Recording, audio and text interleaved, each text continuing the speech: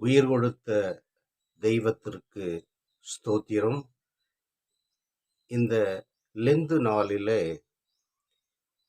அநேக காரியங்களை நாம் கற்றுக்கொள்ளக்கூடியவர்களாக காணப்பட வேண்டும். காரணம், ஒவ்வொரு கிறிஸ்தவர்களும் நான் கற்றது போதும் என்று சொல்லாதபடி கற்றுக்கொள்ளக்கூடிய காரியங்கள் வேதத்திலேயும் அநேகமாக இருக்கின்றது. அவைகளிலிருந்து சிலவற்றை நாம் இந்த பதிவிலே கற்றுக்கொள்ள போகிறோம். ஆண்டவராகிய தெய்வம் சிலுவையிலே ஏன் மரிக்க வேண்டும்?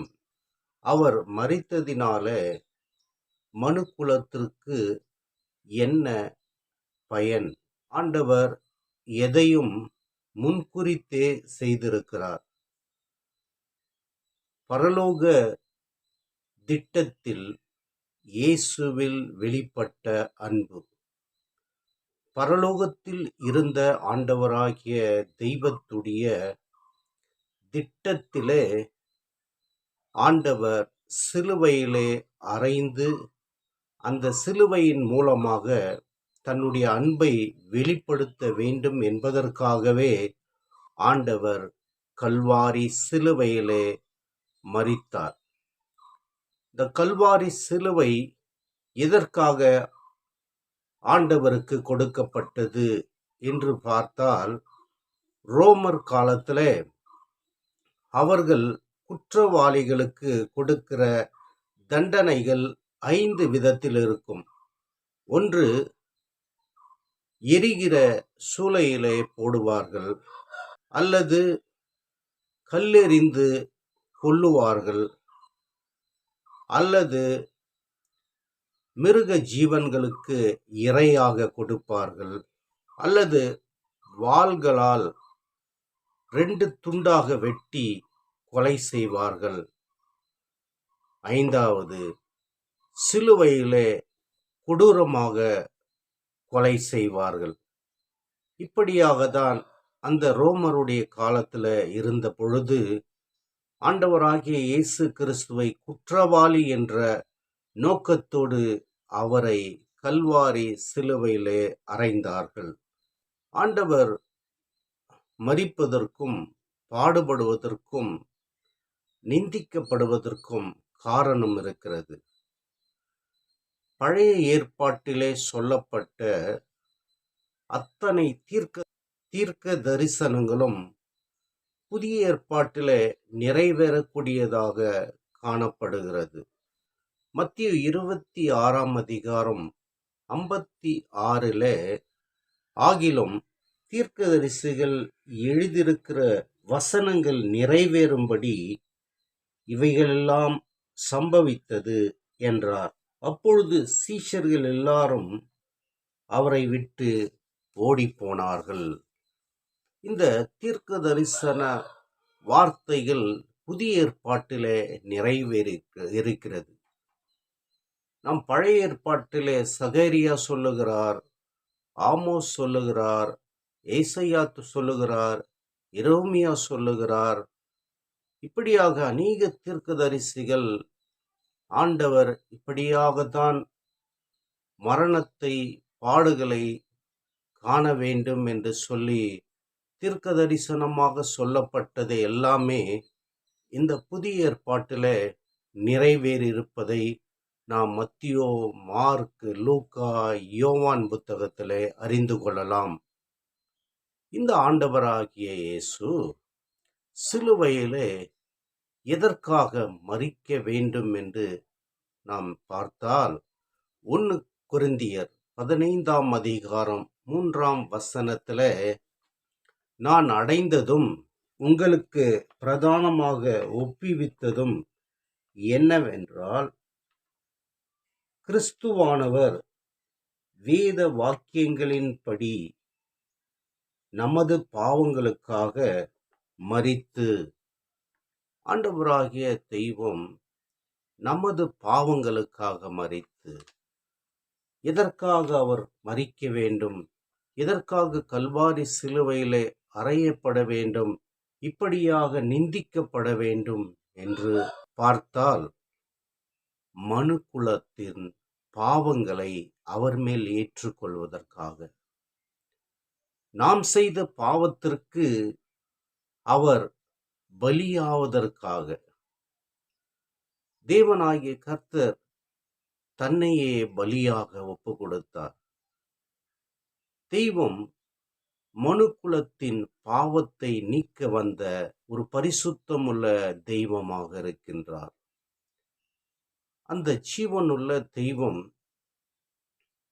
மனுக்குலத்தை மீட்க வேண்டும், மனுக்குலம் கெட்டு போகக்கூடாது, அவர்களை ரட்சித்து அவர்களுக்காக தன் ஜீவனையே கொடுக்க வேண்டும் என்ற அந்த நோக்கத்தை கொண்டு பரலோகத்தின் திட்டம் பூமியிலே நிறைவேறும்படிக்காக இயேசு கிறிஸ்து கல்வாரி சிலுவையிலே மனுக்குலத்தின் பாவத்திற்காக மன்னித்து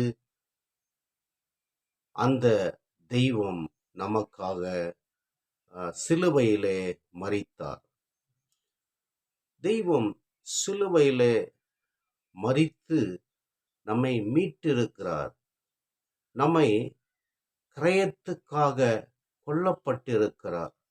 அவர் இரத்தத்தை சிந்தி நம்மை மீட்டு விடுதலையோடு வாழ வேண்டும் என்ற நல்ல திட்டத்தோடு தெய்வம் சிலுவையிலே பாடுகளை பட்டு அவர் நமக்கு அன்பை வெளிப்படுத்தினார். அவர் அன்பின் நிமித்தமாகத்தான் நாம் இன்றும் வாழ்ந்து கொண்டிருக்கிறோம். இயேசு கிறிஸ்துவானவர் நம்மை தேடி வந்த தெய்வம். அவரை நாம் தேடி போகவில்லை, அவர் நம்மை தேடி வந்தார். நாம் இருக்கிற வண்ணமாக இருந்தோம், நம்முடைய வாழ்க்கை மாற வேண்டும், நாம் புதிய ஒரு மனிதர்களாக வாழ்ந்து நல்ல சிந்தனையோடு நல்ல ஒழுக்க நெறியிலே வாழ வேண்டும். உலகத்தில் வாழுகிற எந்த மனிதனுக்கும் ஒரு சாட்சி இருக்க வேண்டும். வாழ்வை நம் ஏனோதானம் என்று வாழாதபடி ஒரு கட்டுக்கோப்பாக வைத்து கிறிஸ்துவுக்குள் இப்படித்தான் வாழ வேண்டும் என்கின்றதான அந்த நல்லதொரு மார்க்கத்தை வெளிப்படுத்தி காட்ட வேண்டும் என்பதற்காகத்தான் ஆண்டவராகிய இயேசு கிறிஸ்து மனுக்குலத்திற்காக அவர் மரித்தார். அந்த ஜீவனுள்ள தெய்வன் மரித்த பாடுபடுகிற இந்த 40 நாளும் நாம் தியானித்து கொண்டிருக்கிற ஒவ்வொரு காரியத்திலும் நாம் தெளிவடைந்து பரிசுத்தத்தோடு நம்மை புதுப்பித்து கொண்டு கிறிஸ்துவுக்காக நாம் அனுதினம் வாழ நம்மை நாம் பக்குவப்படுத்தி கொள்ள வேண்டும். நம்முடைய வாழ்வை ஆண்டவருக்கென்று ஒப்பு கொடுத்து வாழ வேண்டும். ஆண்டவர் நமக்கு கல்வாரி சிலுவையில் 7 வார்த்தையும் சொல்லியிருக்கிறார். ஆனால் இந்த 7 வார்த்தையை உபதேசமாக கொண்டு அந்த உபதேசத்திற்கு நாம் கட்டுப்பட்டு கை கொண்டு அவைகளிலே நாம் நடக்கின்றதை ஆண்டவர் பரலோகம் பார்த்து கொண்டிருக்கிறது. பரலோக தெய்வமாகிய கர்த்தர் அதை பார்த்து அதன் மூலமாக நமக்கு பலனை கொடுக்க அவர் வல்லவராக இருக்கின்றார்.